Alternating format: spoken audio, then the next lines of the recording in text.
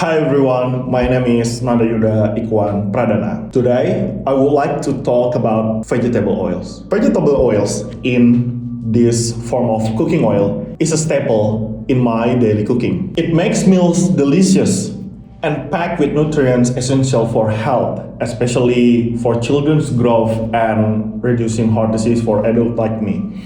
But here's something interesting.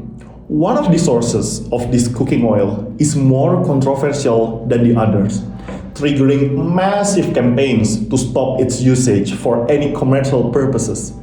Why? Today, we're diving into the story behind palm oil, the commodity many companies got hooked into.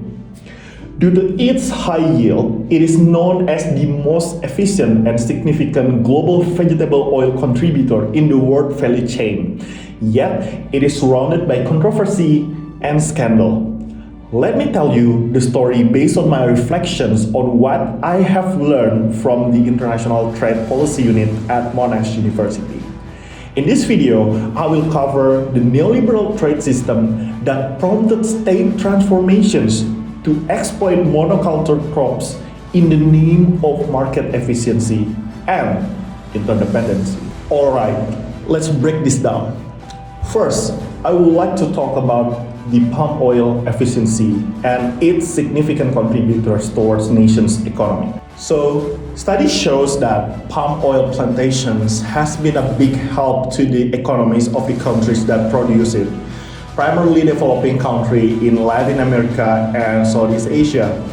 It is creating jobs in rural areas, helping lift people out of poverty and boosting exports. That's a pretty big deal. If you look at the figure, you'll see that the palm oil is the most efficient when it comes to yield per hectare. It produces double the quantity of oil per bit of land than other options like rapeseed or sunflower oil combined. But here's where it gets interesting. If we try to banning palm oil completely and switching to other oils, it will backfire. More forests will likely be converted into plantations, and rural areas in this producer country could severely hit employment. Palm oil's efficiency and ability to create many jobs make it hard to replace without some severe downsides. And get this, palm oil production has exploded over the years according to research by Murphy et al. And United States Department of Agriculture. We are talking about a jump from 15.2 million tons in 1995 to nearly 80 million tons today. That's 40% of the world's vegetable oil supply from palm oil alone. And by 2050, we might need anywhere between 93 to 156 million tons to meet global demand on vegetable oils. So yeah, palm oil isn't just crucial for these producer countries' development strategies. It is a massive part of the global vegetable oil market that become more interdependent and liberalized at the same time. But besides its efficiency, palm oil also has the dark side that I do believe it's outweigh its effectiveness. When I read and participate in the class of International Trade Policy Unit, especially in the week 6 and 7, I realized something about agricultural cultivations, especially palm oil in this context. Even though palm oil as a monoculture crop is a huge part of development strategies and global trade, such as Indonesia has years of transmigration programs that aim to develop the frontier and border area by integrating migrants to work on palm oil plantations. Benefit of such integrated programs don't always apply across the board. Large-scale palm oil plantations outcomes depend on many factors, like the policy in place, the market setup, how well political and economic institutions work, land ownership rules, and even the specific characteristics of rural communities where it's grown. It's not only about the technology or technicalities such as pesticides, automations, or utilizing superior seeds that impact the performance of the palm oil plantations. In the political economy, here's the kicker. A lot of the infrastructure and political system supporting the industry in significant producer countries like Indonesia are pretty weak regarding accountability and capacity. Think about clientelism and fragmented bureaucracy. As some study shows, such institutions is not to generate wealth and then redistribute it to achieve the general interest of the people, but to redistribute it to a small circles of elites. This is reinforced by coalitions between influential political players and big corporations, letting them ignore the needs of general citizens. As I will demonstrate further, this sort of predatory relationship prevents a fair distribution of industry benefits. Instead, all the gains go to the elite and big companies, worsening economic, environmental, and social sustainability issues. First, let's dive into why neoliberal economics, when mixed with a corrupt political and economic institutions, often makes environmental problems worse. So, neoliberal policies generally push for open markets, reduce government interventions in order to achieve maximal efficiency. However, when these policies interact with a corrupt system, things can get pretty messy, especially in the multifunctional agricultural context. What I mean by multifunction is that the agriculture frequently intersecting with various cultural and conservation purposes. Here's how it all adds up.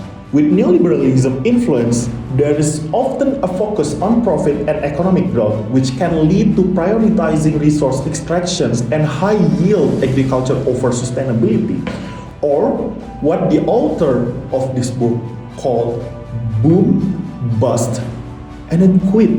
When you exploit the resources until they're dry and then leave after they have been empty.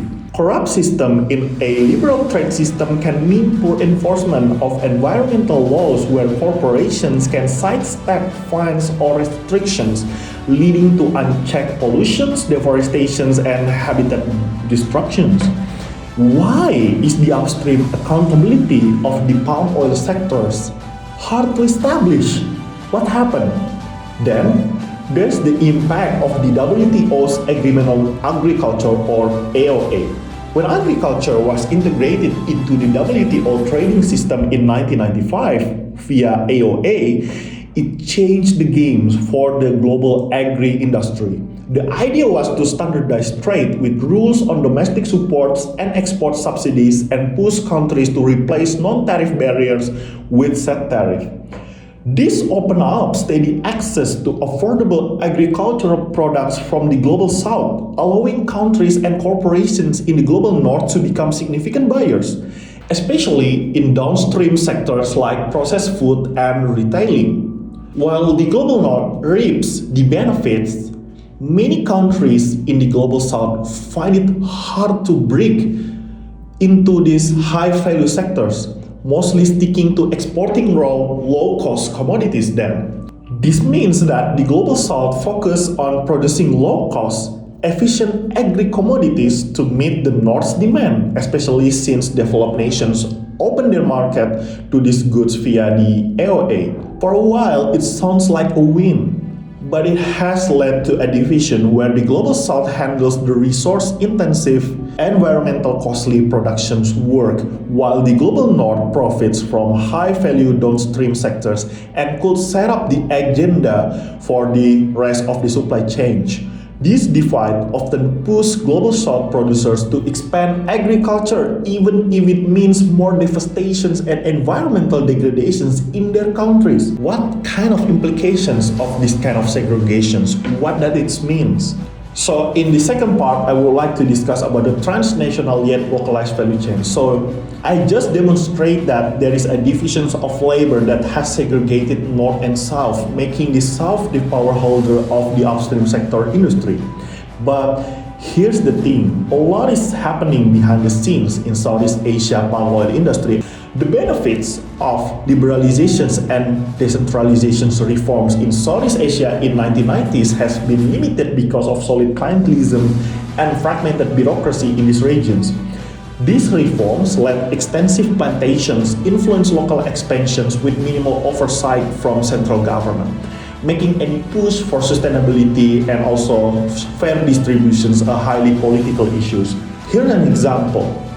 Investigations have shown how palm oil money is often used to fuel the political legacies of district and provincial elites, especially in Indonesia. These elites rely on palm oil to fund election campaigns and mobilize local networks. This close relationship is like a political bargaining chip for local politicians, letting them overlook broader development goals that might benefit the general public. Instead, the policymakers prioritize policies that align with local regimes and big businesses' interests to keep democratization's wheels running.